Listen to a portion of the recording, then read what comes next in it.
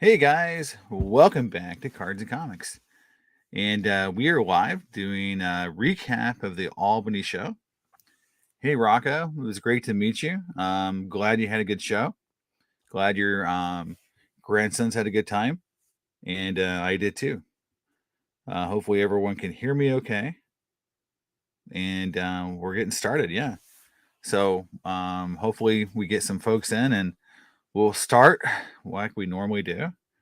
We'll talk about the contest. So, oops, there we go.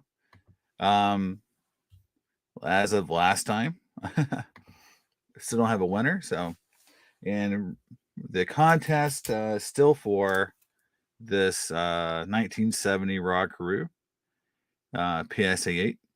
So, I know Rocco, I'm very sorry that it's something that I know you can't compete in, but as soon as this one's over, I'll make sure that the next contest will make it easier for you to be a part of. So, all right. So, hopefully everything is okay. And let's see. Check. Yep. Looks like audio is working. Good. All right. So, yeah, we'll let some folks get in. But yeah, the whole point was to go over sort of the Albany card show, the Colonie Mall. So I'm wearing my Bills hat in memory of, or not memory, but in honor of Jim Kelly and Andre Reed, who were there. They were right across from where I was set up. I was looking at some of the news, seeing if we got in some of the live feed. So, so I was looking to see if I made it into some of the live broadcast just on accident from people, there at the show. But yeah, it's definitely a good show. I'd say, I met a lot of really cool folks, and I know, Rocco was there, and that was great to meet him and his wife. That was awesome. The other one, some other folks came by that are, viewers of the channel, and I really appreciate that. And had a lot of good interactions. And I'll go through the good, the bad, and the pickups. But generally, the bad was not much. This time around, the show definitely was. I felt a little more organized than the first one I went to. So this is my second time setting up that Albany Colonie Mall Show, and I did get better placement. Last time I was up in the rafters, and this time I was down where I felt, in a good spot, right in the middle, right across from. Hey Ziggy, how are you, man? How are you? Yeah, I'm loving your new content. You're doing a great job, man. Yeah, and then we'll talk a little bit later on about. Hey, Bobby. And then we'll talk a little bit about just some topics in the hobby. I was going to do some videos on some of these recent issues, things going on with Jeff and, all that stuff. And just give my perspective. For people who, follow my channel, I'm not going to dive deep into this, like the controversial side. I'm going to get more into the generic side of the hobby and sort of like, when we go down these rabbit holes and start kind of doing what we're doing to creators, good or bad, I wouldn't count it. I think I have about like 5 videos where I take issue with Sports Card Investor. So I'm not a person that's said a lot of good things about him, but I'm also not going to vilify him for doing things that are illegal and within realms of doing business. So I just feel like, I just felt like I would just be piling on, and I don't have the same viewpoint as other folks. And well, I'll get into sort of what I think about that situation in a little bit. So I'll start with the contest. So for folks who want to join a contest, the way I run contests is in the live stream or in the live stream comments. So in the comment for the live stream. So if you don't see it live, you can still comment. You get one guess per video. Hey, happy holidays, guys. You get one guess per video. And you can, and I have a hint today because, every time we don't go through a video and someone wins it during the live stream, then I just carry it over. And again, it's for the 70 Rock Crew. It's a nice card. I created it myself, I believe, back in the day. So in one of my channels, one of my videos, I have a secret message, and it says it's so I'll give kind of two hints here. It's at the end of the video, so it's when I fade to black in a lot of my videos, it's in that section of the video. It's fade to black. And the second hint I'll give is that I made an entire video about this topic, about the secret message is about. It's kind of like a meme on my channel. Hey man, what's going on? And so once you see it, you'll know what I'm talking about, because I did a whole video about it where I make fun of a certain type of card. And so hopefully that gives people enough hints to get it. But the secret message is pretty obvious when you see it. So it's in a video, it's at the very end. So you could probably quick go through videos and get to that part and see if you can find it. First person who guesses it wins a card. And yeah, that'd be great if someone wins it, and we'll do another contest. So go right into the card show. I'll go through my pickups from the show, but first I'll go through the show itself and just the vibe and how it was for me. I don't do a lot of shows, so I did 2 card shows this year and 2 comic book shows, 2 Comic Cons. I'm just not a high volume dealer. I just don't have the time to do it. I mean, I could do it if I was set up better, at home. I don't keep my collection in a way. I don't have like a card show pile and a collection pile. It's all jumbled together. And then when I go to sell stuff, I go through and find out where all my doubles are, and I kind of just pull it all together. Or I just sell things I don't care about as much. Most of the stuff I sell, I don't collect it hardcore. Like I buy it. At some point I may have collected it, but now I don't care as much about it, or I've moved on. I'll give you a good example. I sold some of my Chief Bender cards because I went and looked. I haven't added a real Chief Bender card to I think I've added 1 Chief Bender card in the last 18 months to my collection. So it's just something I haven't really engaged in, and I just got all these really nice Chief Bender cards. And if someone else wants them, I'd rather just resell them to people who really want those cards. And me, I'm just kind of not as into it as I was when I was collecting them. Bobby, so on cards and comics, so this is a really good question, because when I set up at shows, I always bring cards and comics. And when I go to Comic Cons, I usually just bring Marvel cards. But when I go to, the sports card shows, I bring Marvel cards and comic books. And so they're 2 different things. So at the Comic Con, it's high volume. So I sell lots of $10 and $20 books. And so I'll sell probably $400 to $600 worth of just $10 to $20 books. And then I sell a couple of big books. And so, I averaged about $2,000 a day at Comic-Con last time, the last show. So that was good, and that was a mixture of a lot of small books, like 80% small books with a few big high-end dollar books mixed in. At the card show, what I find is that I sell low volume, but high value. So I get guys walking around that look at an ASM 300. I sold a Crow #1, Silver Surfer 1, Silver Surfer like 4 or whatever. I sell like big books at these card shows, because the card guys, I think, are used to paying $500, $1,000 for a card.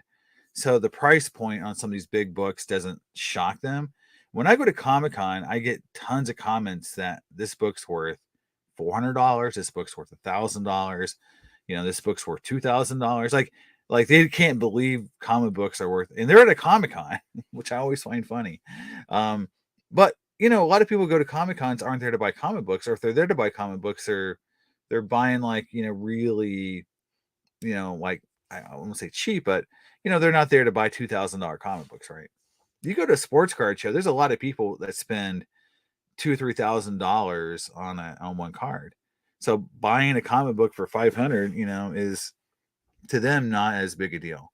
So I find that is, what I see is that the comic book shows I sell just tons more volume. At card shows I just sell big books, and it's just fine. And so, I sold $1,500 of comic books on day one, and day two I sold I think 400.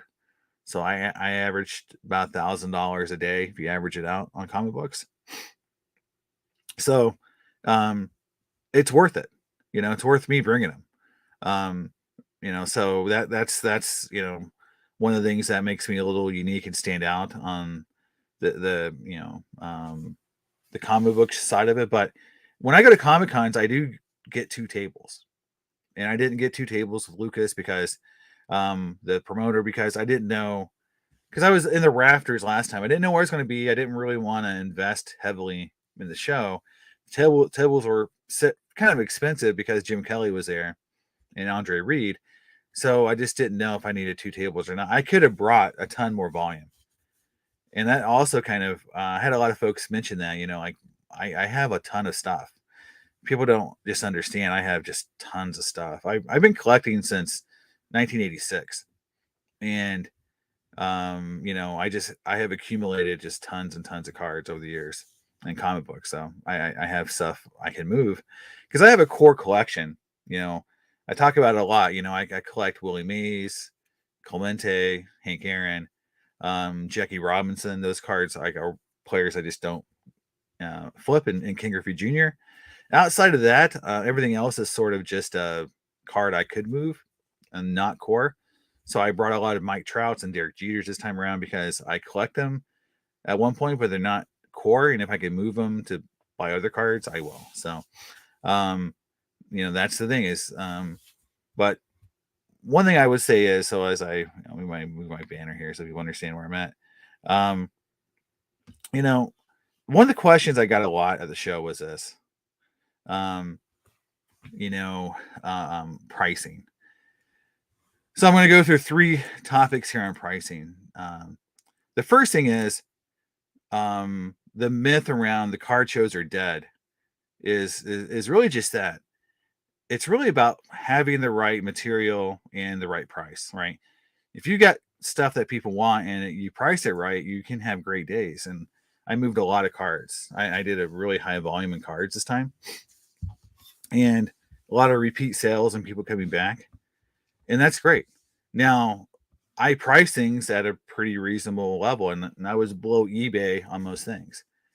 To a lot of people, they kind of question that, and I had, that came up a few times, and I'll talk about that in detail in a minute. But so I want to give everyone an insight into, why do I price things below eBay at a card show where you're paying overhead, and you have a chance to price things, at comp or slightly below to try to maximize the value.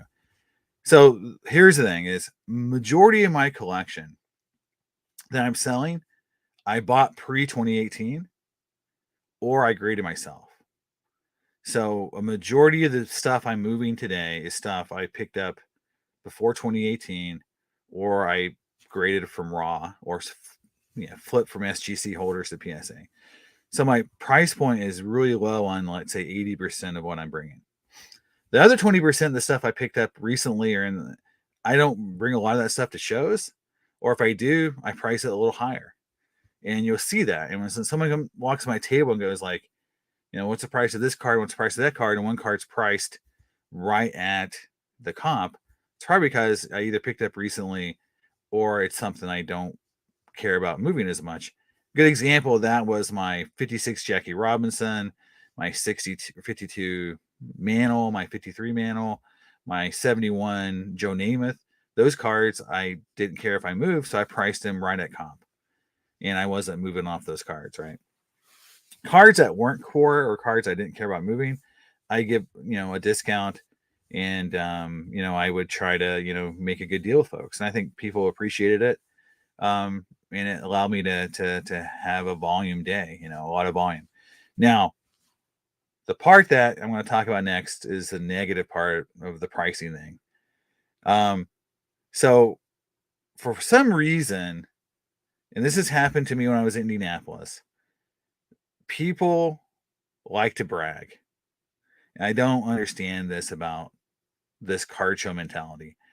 And this is one of the reasons why I don't, you know, I get turned off by folks sometimes at these shows is so, you know, I give someone a deal and I had two individuals specifically that, you know, were really, I hate to say it, but whining about pricing. And I felt like I was priced below eBay, sometimes 80%, you know. Some cards I got down to like 75, 70% of comp. If it was stuff that was, I call like volume cards, 60%, you know, I was trying to move some stuff, right? You know, I had dealers come by complaining about my pricing, that I was priced things too low. I had dealers coming by, you know, telling me that people were walking around the show telling them how stupid I was for selling things too cheap. And specifically one individual that I've dealt with in the past. And I'm just going to say that, you know, that individual is probably not going to get very many deals in the future.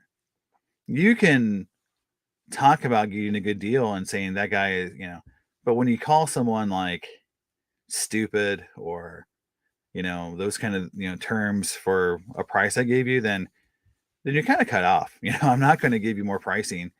And this is one of the individuals that I said would, you know, sit on my table, you know, and pretty much just tell me, you know, how terrible my pricing was and how high I was, and you know, he was going to do volume, so I should give him even more discounts, and just, you know, hard to deal with. And so, you know, that individual then went around and told people like, you know, how he ripped me off and how stupid I was. So I just don't, you know, like playing that game, and that's one of the things that turns me off about going to card shows like this. You know, you know, I've for a lot of years I was 100% private.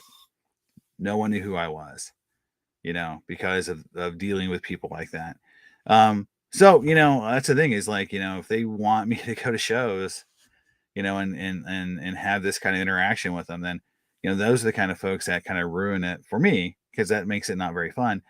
In fact, my wife and kids were there, and my wife commented, you know, because she's just like, that guy's a jerk. Like, why is he, you know, why does he keep telling you that you're, you know, priced too high? And, you know, why doesn't he just move on? I'm like, I don't know. But you know, keeps coming back and telling me how I used to give him deals and I don't give him deals anymore. And how, you know, I must obviously need money now because I'm priced a lot higher than I used to be. So I guess I need money. That's what he told me. I guess I need the money because I'm priced too high now. I'm like, okay. The price of the price. So those are the two negatives. And it's just two individuals, right? Out of like everyone I dealt with, you know, two individuals who just didn't want to, you know, have a price, you know, that they liked about, you know, yeah, I mean, I think Bobby, I think that's a great point is that I've always said that, you know, if you like something a lot, um, you know, and sometimes you just don't care about the price. You just buy something because you like it. If it's all about the comp, where like that's the thing that makes you want to buy it. Hey, Dwayne, how's it, man? How's it hanging, man? Good to see you. Um, if the only reason why you buy something is because of the price and you don't really like it, then yeah, then you're just a flipper, and that's fine. And I guarantee that's what these guys are doing. I mean, that's why they care about the price so much. They're just flipping cards. But you know, to sit at my table for 15 to 20 minutes and just tell me how terrible I am priced when I'm selling cards left and right to other people, just bam, bam, bam. I'm like, I don't agree. I don't believe you. And you know, like I had to say multiple times, the price is the price. The price is the price. If you don't like it, I'm sorry. The price is the price. Like it gets very. It's hard not to get rude at some point when someone is sitting there just complaining like I've never seen, and it's just weird, you know.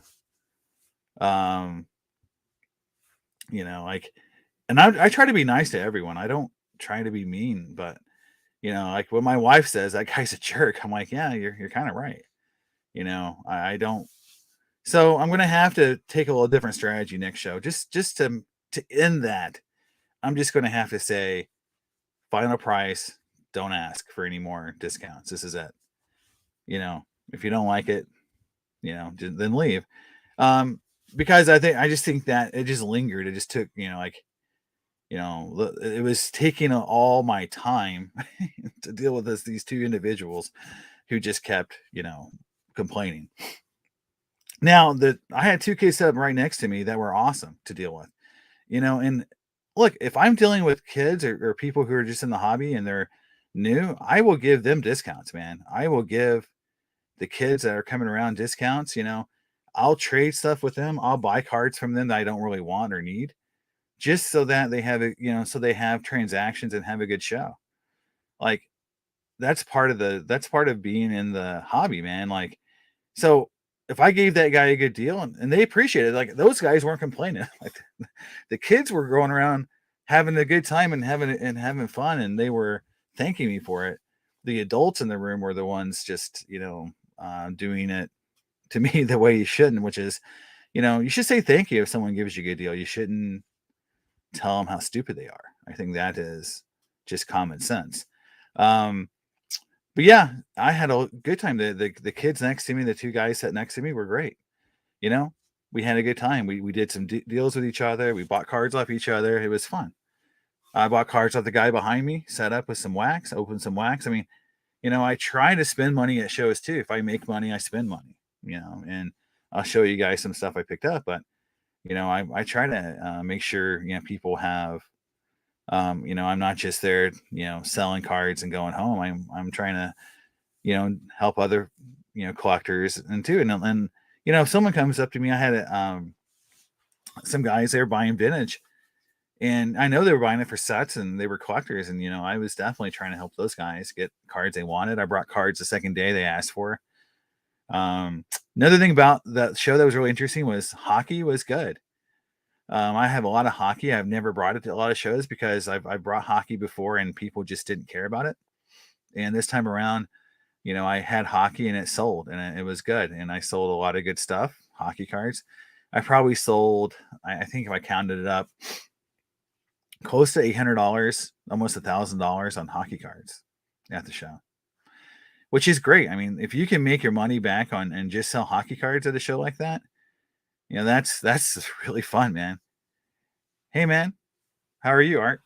So yeah, Rocco. Yeah, I just got to get better at just brushing those guys off and not letting them just sit at my table forever and haggle, over $25, $10, $20. I mean, it gets tiring.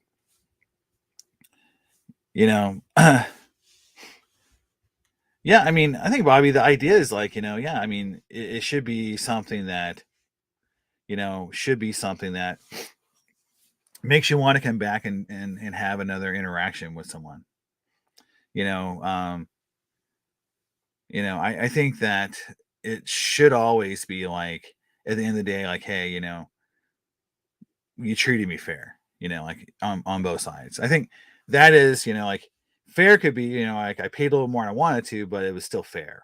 Like, I've been at shows. I've given them the story where I talked about I was putting a set together, and a guy had the last card I needed. And for some reason I was stupid and told him I needed that card. His last card I sent, and then the guy just extorted me for it.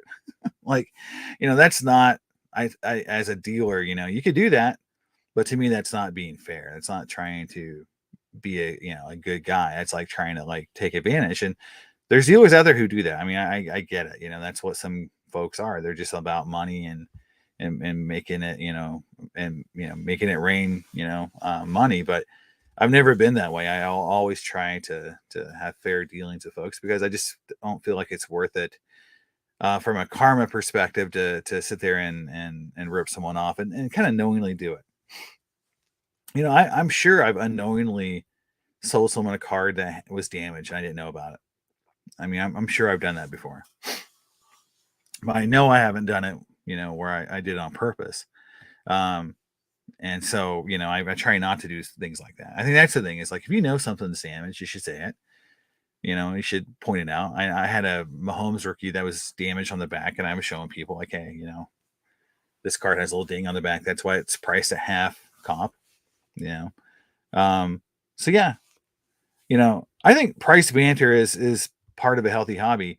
I think when it gets, where it becomes, like, angry, or where it becomes like where you're calling each other names, is not great. It should never get to the level where you're calling someone stupid, or that kind of thing. Yeah, and I think that's the thing, is like, yeah, everyone has their own. And the thing is like, we set the price, and you can say yes or no on both sides. That's how pricing goes. I think that's the thing, is like, you know, each person can walk away from any deal. So, but it should be always done in a way that's not, mean spirited, or, angry. I think that just makes it not very fun to be at a show. You know, be polite, be fair, and then, if it's not the right price, and then say, hey, just not for me, man. I'm walking away. And I think that's fair. That's how the hobby should be, man. It should be, it should be, you can kind of, haggle, negotiate, but then at the end of the day, you shake hands and walk away and say, see you next show. See you next time. So the pickups I made the show. So, I picked up raw cards, which, I don't do as often, but, I think it is a opportunity. So, kind of going in some chronological order. The first card I picked up, or from a lot, from a trade I did, was this Bryce Harper All-Star cards from Archives. This is a super short print. If it grades right, it could sell for $300. The last one sold. So it's something that, is definitely from like retail. It was like a very short print in certain retail. So it's something that the collectors, like, Harper collectors, know that it's a rare card. So it's an opportunity. If I get it graded and it comes back right, it comes back an 8, it's not going to sell more than probably $60. But if it comes back a 9, it could sell for a couple $100. And if it comes back a 10, it could be a lot of money. So it's one of those cards that you take a chance on. But it's kind of one of those weird cards that you don't see very often, but it's something that is worth some kind of money. The second card was the 67 Mike Shannon. It's a pretty nice card. And I think it's going to grade probably a 7 if I was going to guess. I don't ever assume cards, vintage cards are graded an 8. Mike Shannon card is a high number. It's definitely hard to get in high grade. So even as a PSA 6, it's worth $200. So to me, it was a low risk. I can get it graded on a $15 sub, come back, and if it comes back a 6 or 7, I'll make a couple $100 on it. And so that's why I made the deal. It definitely, those two cards, if you just did worst case scenario, $300, once they're graded. So $30 getting graded, it makes sense, from that money perspective. So it was okay. And then from the same guy was a lot of these tall boys. So here's Jerry West. And these are probably all between 5 and 7 grade condition. Some are off center a little bit, but you can see his pricing. And I'll show you some of the nicer ones. But these tall boys. So some of the better players, there's a Jack Kemp. This is his rookie card. It's a little off center. Well, it's off center, but again, it's a good card for set filling. Daryl Monica. So again, these are popular cards. Bobby Bell. There's 2 of these. So they're popular, right? People build the set. So you look at it, here's Don Maynard. So again, they're not going to be hard to move. I can move them raw. I can move them graded. Whatever I want to do. I know that they're pretty liquid. They're in good. They're in good enough shape. Again, they're 5 to 7 grade. Um, so they're definitely set worthy. People would build sets in that condition. So to me, it's low risk. Last one, Paul McGuire. So again, low risk. So that's why I bought these cards or why I traded for them, because they're definitely something that people like. They're not something that you see very often. You don't go to the shows and see a ton of 65s. So I think it makes it, to me, if I'm buying raw cards, it's going to have to be the right condition and it has to have some angle to it. And 65 football is one of those card sets that, generally is beloved by the hobby and everyone would love to have the set. So it makes it really low risk. Next up was I picked up some Tatum cards because, I'm just holding some, I always have some, try to have some of the hotter players, just to have. I don't do a ton of basketball, but I picked up an Optic 10. This is weird. And then I picked up sorry, that was the Optic Rookies 10, and here's the base Optic 10. And then I also picked up his Prism in a 9.5. So his Prism rookie in a 9.5. So, some Tatum rookies just to hold.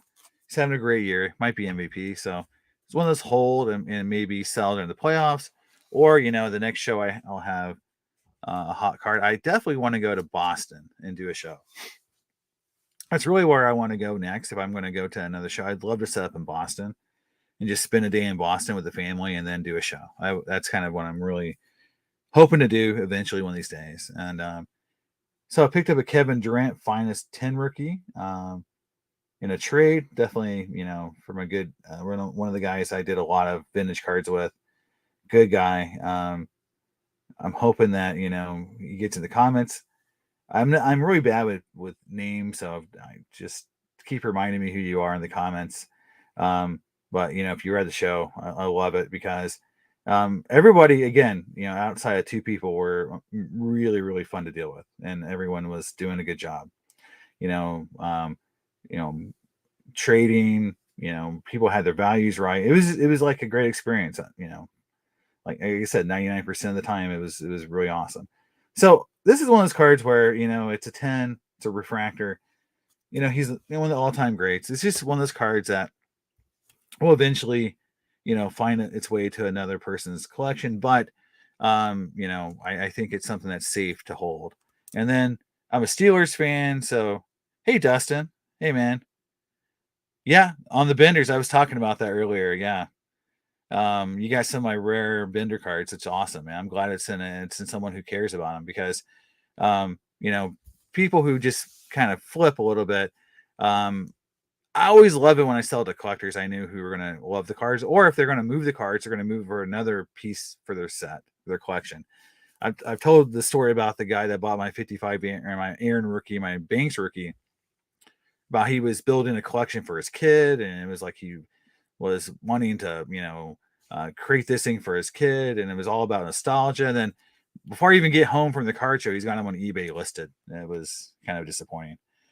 Kenny Pickett, select XRC. I'm a Steeler fan, so I'm probably going to regret picking that card up. But I'm stupid like that, where I just want one nice rookie card, and that's sort of how I'm going to do some of these football players and these Josh Allen, Pat Mahomes. I'm probably going to just have one nice card of them and just put that in my PC and just sell everything else and just keep that one nice card and sort of quit trying to chase every card or multiple cards. If I do get the cards, it'll be just to kind of bring more inventory to show. But for my PC, I'm probably just going to keep like one card like this, the XRC rookie, and just put it back and say that's my one Kenny Pickett card.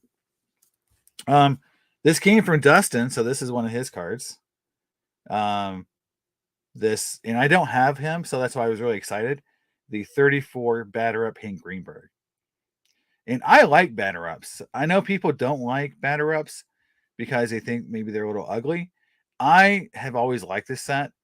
I remember one time I picked up a a Dizzy Dean Raw at a card show when PSA was on-site grading, and it graded a 7. I went from raw to a 7. It was like the highest grade at the time. That was really cool. So I've always had kind of a thing for batter up since then. And Hank Greenberg is a guy who doesn't have a ton of cards. So I was happy that, Dustin we were able to come to an agreement on a trade. And that was one of the cooler cards I picked up. Honestly, that's the only real vintage card I picked up the whole show, because there wasn't a ton of, vintage cards at the show. That was, and that's been very common. I've seen that at the Albany show a lot. It's just not a lot of vintage, which maybe makes me a bit of a weird duck to have so much vintage at a show. And the last one was just picked up some Marvel cards again, from this year's Spider-Man set. I just bought these cards on Moon Knight, Z-Force, a cut with the death of Green Goblin, which is a cool comic cut, and then just a Spider-Man parallel. So not a ton of value there, but I like those cards. So for me, I'll keep them and move them. And there's people I know who like those cards, and I do something with them at Comic-Con, so it's fine for me. So that's what I picked up. Yeah. Yeah, I agree. I understand these batter ups. A lot of people just think they're kind of ugly, and I understand it, because they're not, they're not like Gaudies, right? Or D-Longs, or those cards that have a ton of color to them. So, but I've always had a little bit of a soft spot, and for the batter ups. And I also like the fact the set's so big. You get a lot of cool players in that set, and they're cheap. So comparatively, so you can get that set put together a lot cheaper than you can a Gaudi set. Thank Rondell. Yeah.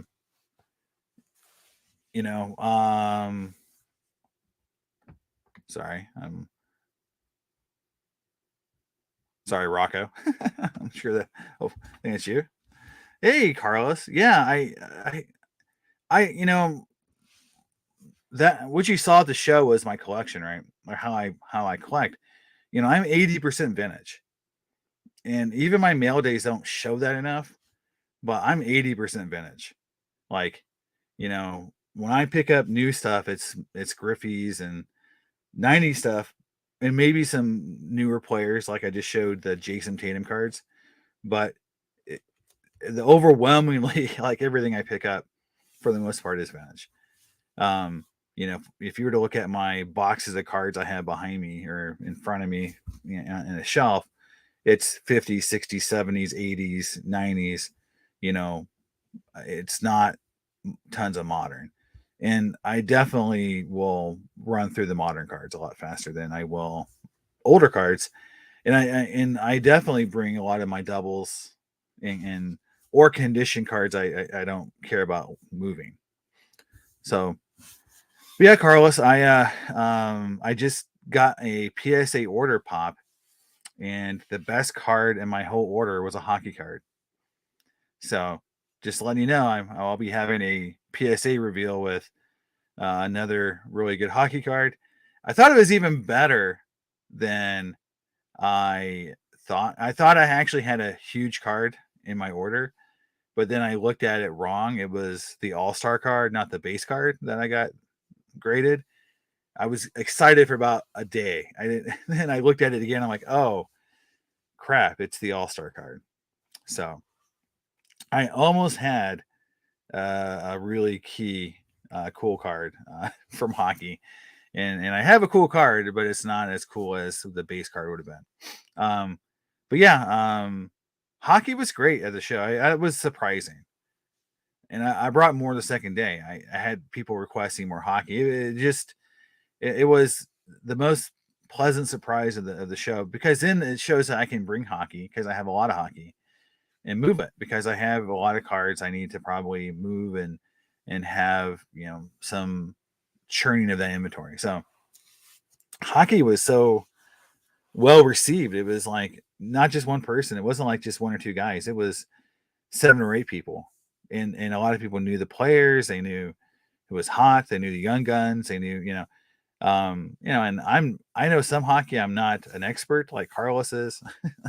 So I definitely don't know the hockey as well as other folks, but it was fun to talk about it. And you know, yeah, yeah, exactly. Like it just they all of a sudden it's like you're the guy with hockey, and they, everyone's like, oh, this guy's got hockey, and they just kind of swarmed that little part of my table, which is great. And that's why I was trying to have a diversity at the show. I had my boxes set up with Marvel cards and basketball cards and hockey cards and modern football, modern baseball, vintage baseball. I was trying to make it easy to find it. I will tell you one thing that moved like crazy was the 90s football. When I brought 90s football, I had a whole row of 90s football, and I sold like half of that box on day two. So I didn't bring it to day two. And people went nuts over the 90s football. 90s football is really cheap comparatively to baseball and basketball. And in this area, it people just loved it. I mean, Favre cards, I was selling Dan Marino cards. Troy Aikman. I was selling everything. So 90s football, like, was a winner. I had a lot of people buying 90s football. And even vintage football. I sold 4 or 5 really good vintage football cards. So to me, that shows that, you know, and again, I don't ever want to ever complain about what other people bring, because it is what it is. You have the inventory you have. But it does show that you don't have to have only the modern, like what's current players are. You can have 90s collections, you can have vintage football, you can have hockey cards at these shows and do well. And this, was the first time that I tried that experiment, and it, went over really well. I've brought cards with me before, like hockey cards to some shows, like in Indianapolis. Use that, and that's not a hockey place, right? You can't sell hockey cards very well in Indianapolis. And yeah, Rocco, like in New York, it's good. You've got, I went to Cornell. The only sport we're good at really is wrestling and hockey. So soccer now, we're pretty good in soccer, but it's like hockey is the one sport that Cornell's really made a name for itself, and year over year on the national level. So that's why, I was interested in hockey past my college years. But in this area, you have so many good teams, and it is a thing. So, it is fun to have that sport be relevant. I had some folks talk about going to Toronto. Son of Carlos, would I ever, you know, if outside of the big show, and is there shows in Toronto or in that that are smaller? I don't think I'm an expo kind of guy. But is there like smaller shows that that are fun that you can bring like multiple sports and do well, or is it mostly a hockey type show? That's the myth. I think about going to Canada and doing a show there, that I'd have to bring like 90% hockey and then maybe some baseball and football to do well. So I just, that'd be a question, because I would, like, I'm not saying I don't want to do any more Albany shows. I'm saying like I want to do Albany shows that I like to do. There was a show down at a church in, like, I think Schenectady area, or somewhere, in that church show was my favorite show because it had comics and toys and cards, and it was really diverse jewelry. It was just like kind of a mini Comic Con, and I always did really well there. I hope, I wish that promoter would come back there, because that was a really good show. I'm probably not going to ever do that Albany show, the monthly. I might do Buffalo. I might go and do a Buffalo show. We like going to Buffalo. The area, Niagara Falls. There's just some stuff to do in Buffalo. It's fun. we're kind of view card shows right now for me as an excuse to go on a trip with the family. Um, I always bring my family to shows for the most part. You'll very rarely catch me at a show where I don't have my kids or my wife with me. Um, because unless they're busy, I mean, you know, my point there is like, I view it as a little like on the selfish side, like not from like I don't want to just force them to go with me, but I like to hang out with my kids and I like to like, have them involved and they want to come and it's just like I want to make it fun for them. So going to Boston, spending a weekend there and going to a card show, everyone wins, right? And so I think that's sort of what I'm kind of getting at is like, I want to make shows kind of like a fun thing, and my kids have been going to shows ever since they were, 4 years old. I've got photos in Indianapolis of my kid, watching Dora on the ground at a card show behind my table, with like six other kids that were walking around that they saw my daughter watching cartoons and they all like flocked to her TV and and then I was the kiddie area for the show, um, which is fine. But that's the thing is like my kids have always been involved in the show, and I don't think I'd ever want to go and just travel to show after show and just be by myself and not have my family with me. I think I just for me it's just not something I would want to do. Um, so I got to find ways to make it fun for everyone, because that's just I don't want it to be I don't want it to be a job either. I think that's the big thing is I don't want this to be like like here's my gig and I'm getting ready to go to work and it's a hobby and fun and I'm going to take the money I make at the show and I'm going to reinvest it in cards. I already have to some extent.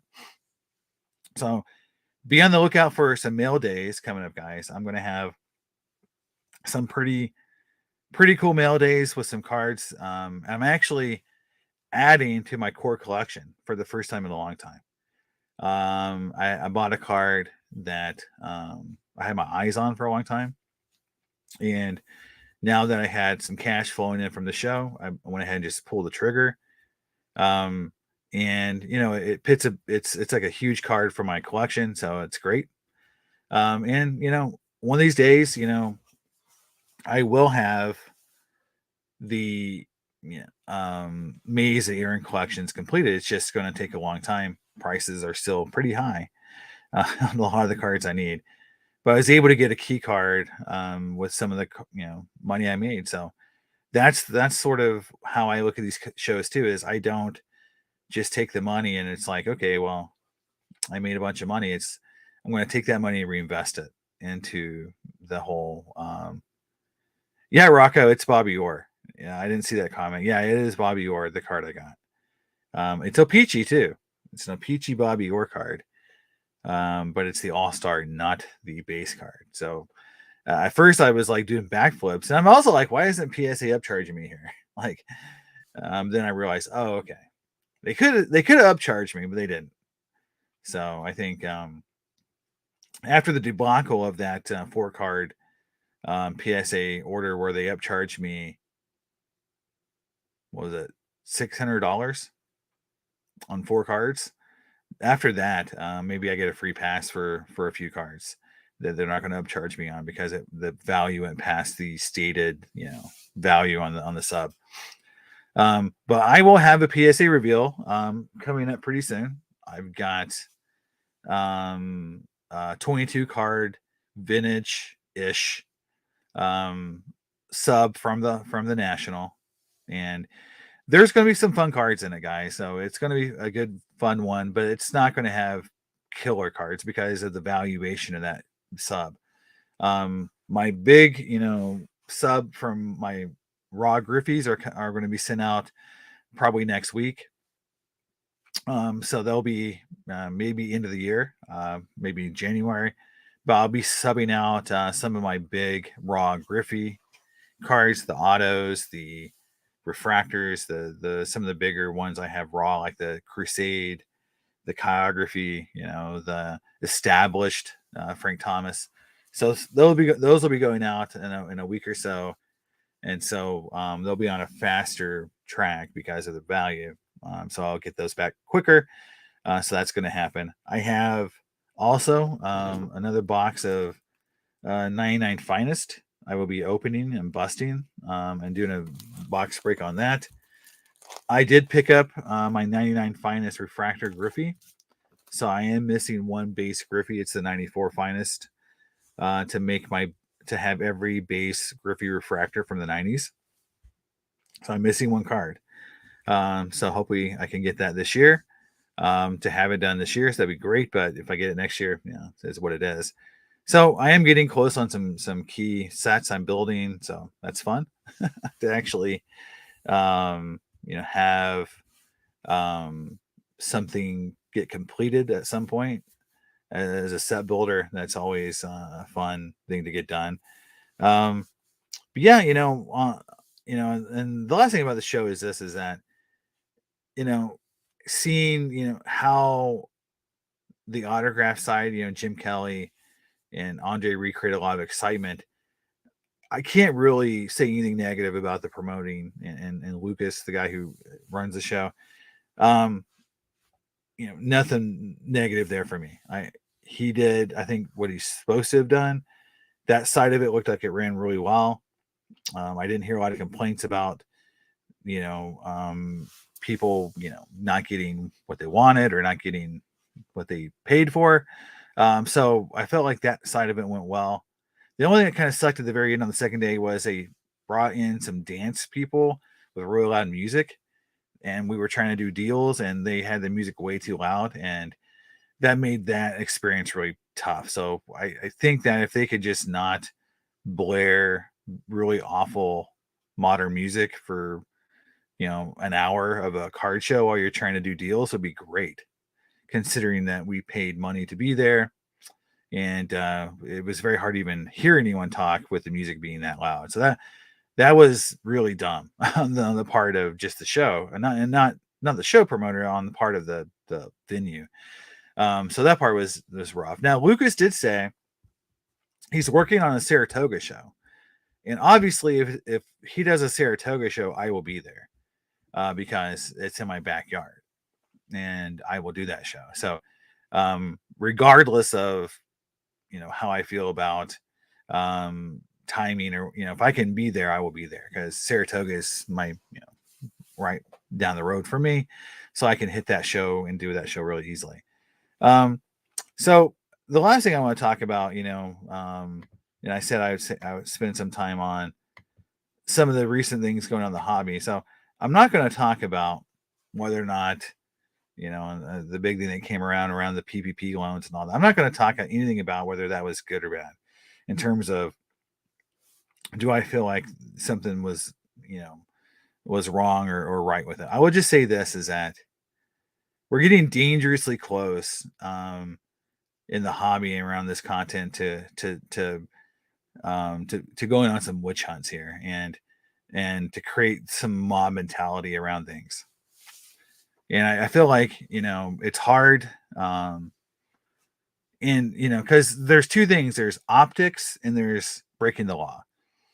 And it feels like the hobby's having a hard time distinguishing between those two things, between what looks bad on paper versus what's actually a criminal issue.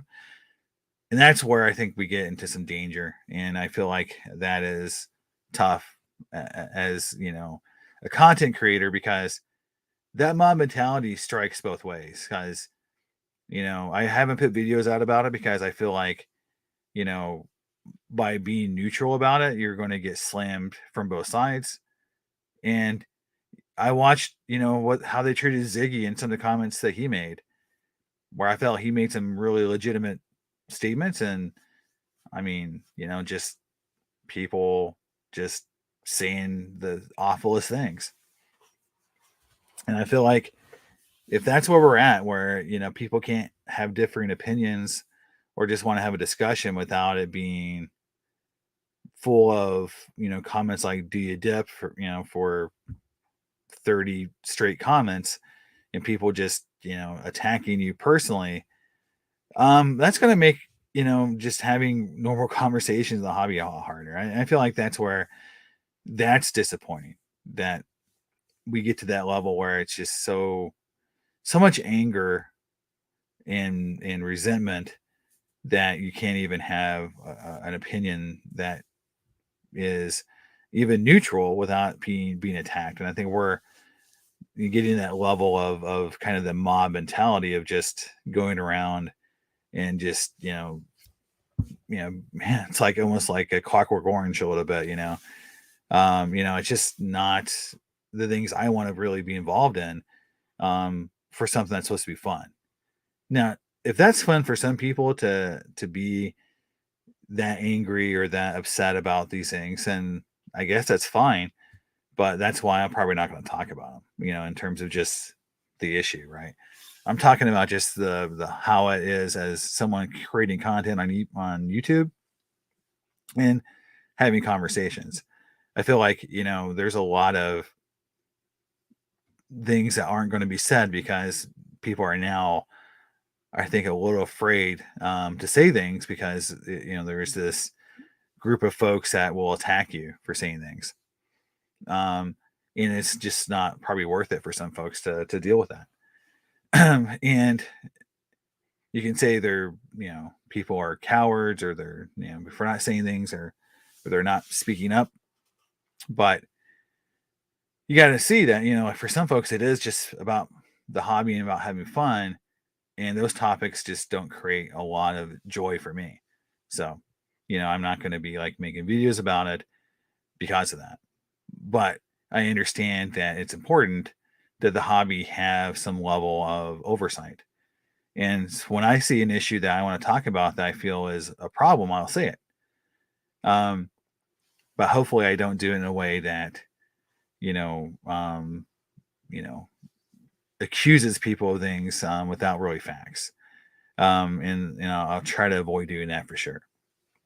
Now, do I think the hobby itself has some issues? Of course. PSA treating customers poorly has been their MO forever. They've never been a great customer service company. That's just who they are. The only reason that they've gotten the market share they've gotten is because of the registry, because of sort of grandfathered in to some extent with people's collections. Um, you know, um, Having your cards all look the same in the same holder is a thing.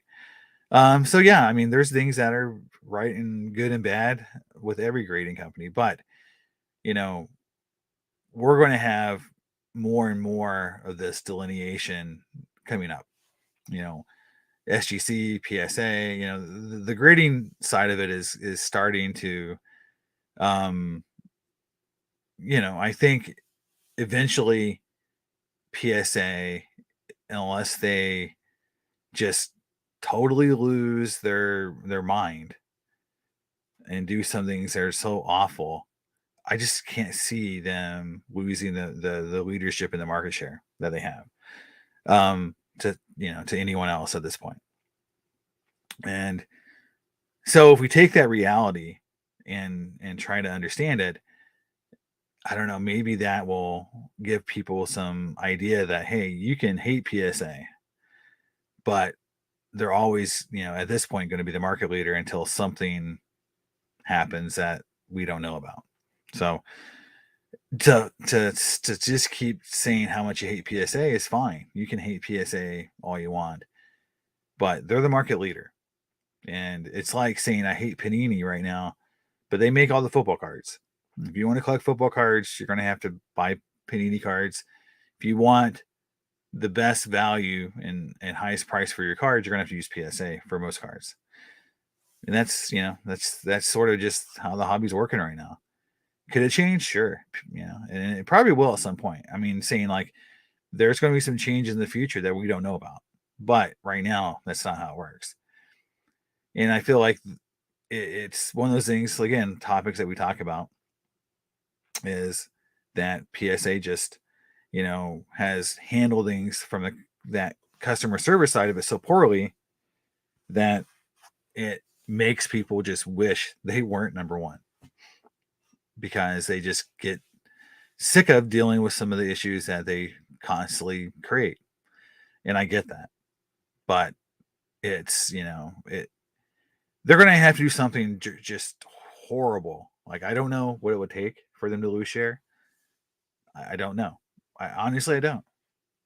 I don't know what it would take, because I just don't know like what they could do so bad at this point to lose that market share, other than, you know, I mean, obviously go down the GAI route, right? Where they're stealing people's cards and selling them, and whatever that GAI was doing at the end, that, you know, doing a grading special and then not delivering, and things like that. Like basically ripping people off. Like, yeah, okay, they do that. Yeah, sure, they'll go down quick.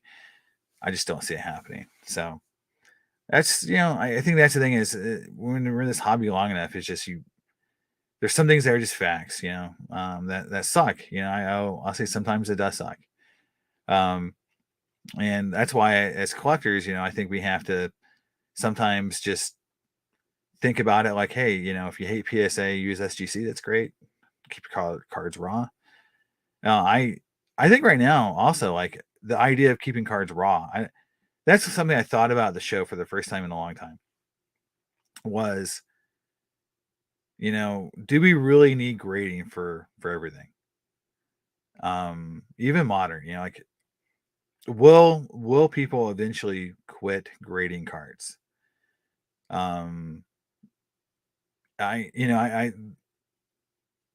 think that it's close. I think that is closer to happening than PSA losing market share to anyone. I think people could literally just quit grading cards and just deal with raw cards more often in transactions, right? I know it doesn't help on your eBay thing, but in person at a card show, I felt like raw cards weren't as big of an issue as they have in the past. Where if you had a raw card, it was like, you know, the majority of people just want to grade it. Maybe that'll change.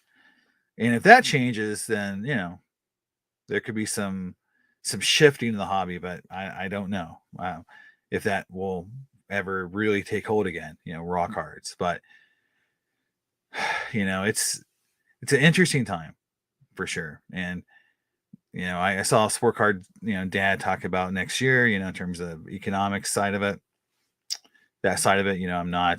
That's not something I do much of, is predict the economic future, but I'll say this is that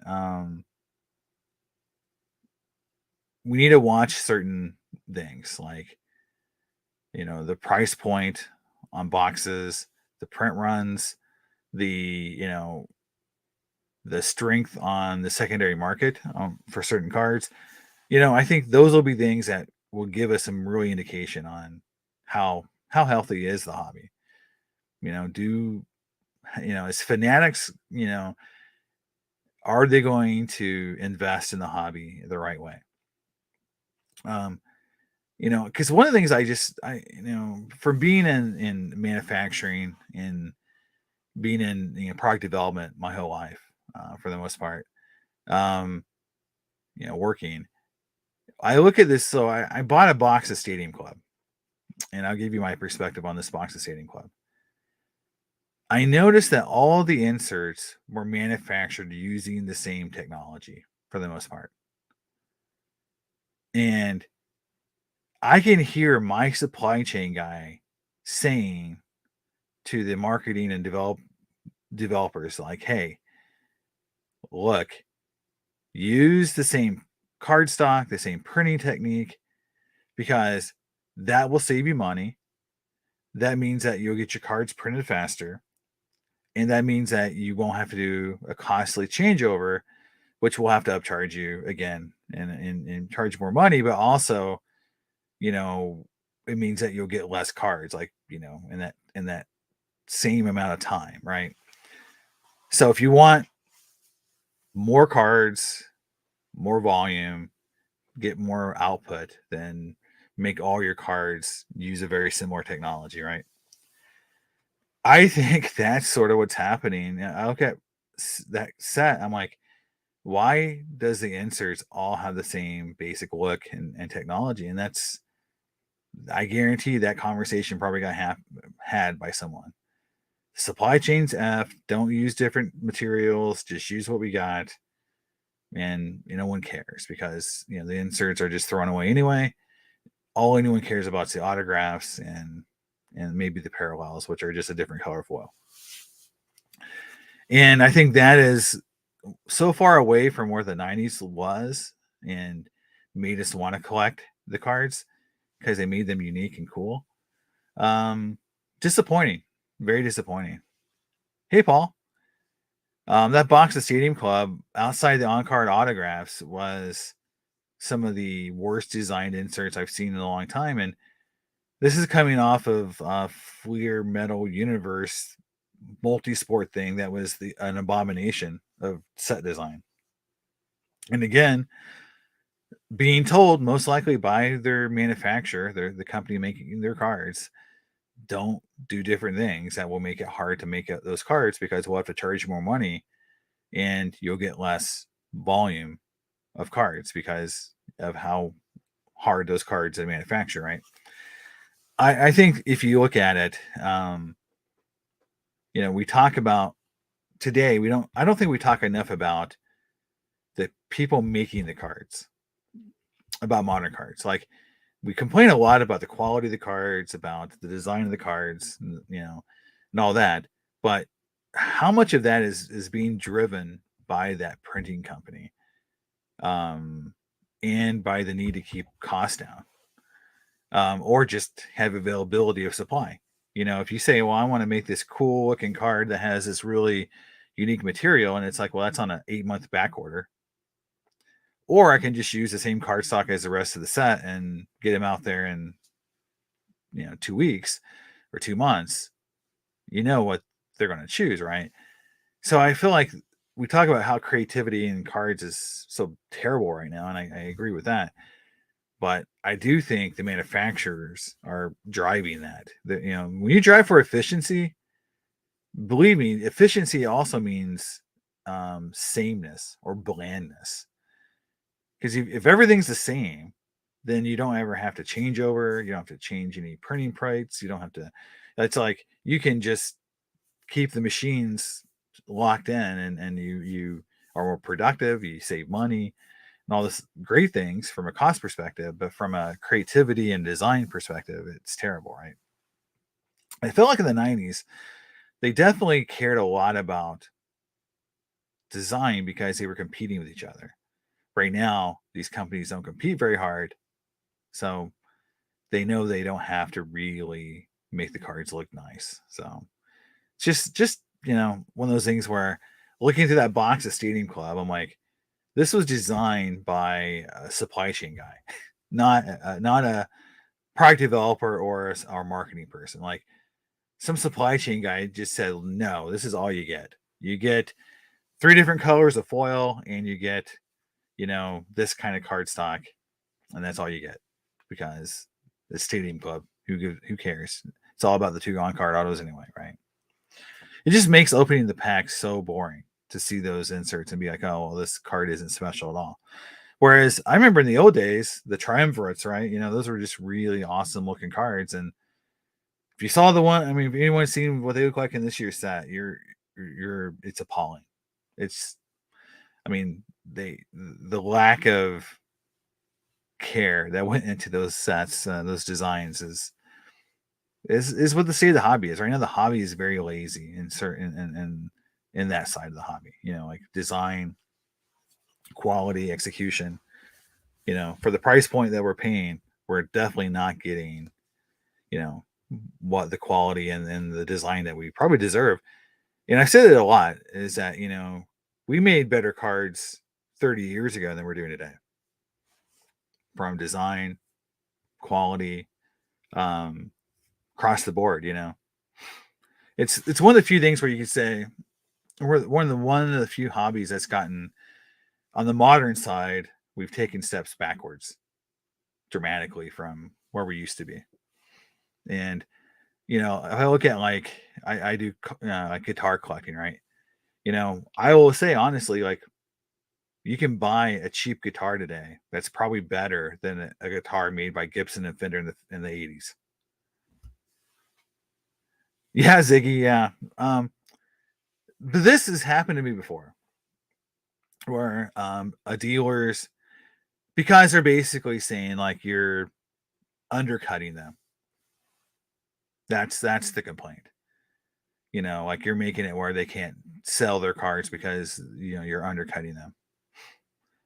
And that that is I mean if we're a free market society, man, that's just silly, like to complain to another dealer that they're priced too low. But it's very similar to what you'll get on eBay, right? I'm sure you guys have all seen this where you list a card for auction on eBay and you get an email from a seller that has it on buy now telling you that you shouldn't run it as auction because you're ruining the price for that card, or whatever. I ran a Tom Brady card. Had a guy email me telling me that I was ruining the value of that card by running it on auction. He ended up buying the card, not paying for it, and I had to relist it. And of course, it sold lower because it was relisted. And but people like outside of their own little area comes in and tells you like, hey, you're doing it wrong, is always not appreciated. when you're doing this kind of thing, like telling me like I'm priced too low or I'm not doing it right or I don't know what I'm doing. It's just part of kind of the dealer mentality, a little bit. But I'm an outsider. I mean, I think everyone who goes to these shows will tell you like I'm not there very often. So when I show up, I'm kind of like a turd of the punch bowl a little bit. Like I show up, I have different material and a different strategy sometimes. I mean, I bring comic books for good Lord. So I feel like I have I mean I do feel like the people are excited that I show up, which is great. That's like the best part. I do feel like some dealers don't get as excited when I show up, you know, and then come to me and say, hey, why are you priced so low? It's weird. It's odd. I don't know. I've had it in Indianapolis as well. Yeah, the one thing that happened this show too was two dealers that were close to me had really bad days, and either left early or didn't show up the next day. And I felt like that was very similar to what it was like in 17 and 18, where I would go to shows and even having good inventory and having good pricing, I couldn't move anything. And coming home with like an extra like $100 in sales plus what I owed, like I'd sell $150 worth of cards all day and I had to pay $40 for the table. So like, I spent, 8 hours or probably not 8 hours, probably like, like 7 hours at a show and make $100. Does that mean that the card shows are dying? I don't think it means that. It just means that you got to have the right inventory and the right pricing to make it work. And I do feel like that is something that everyone has to figure out for themselves what that means, but yeah, I did see some dealers had some bad days and they said it, like, hey, I didn't do well, didn't move hardly anything. Actually, now I think about it, was 3 different dealers said that. So if they're having a bad day and they see you're selling a lot and your prices are low, I could see that, where there might maybe like, hey, like you're making it where, it's harder for us to sell. But, um, yeah, Ziggy. So my kids right now, so we're 12 and 15 and they started going to shows when they were, 4 for the oldest. So she's been going to shows with me for 11 years. So yeah, the strategy is,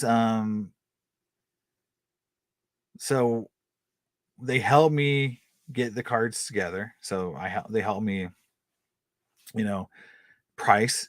So I'll have them, sticker stuff for me.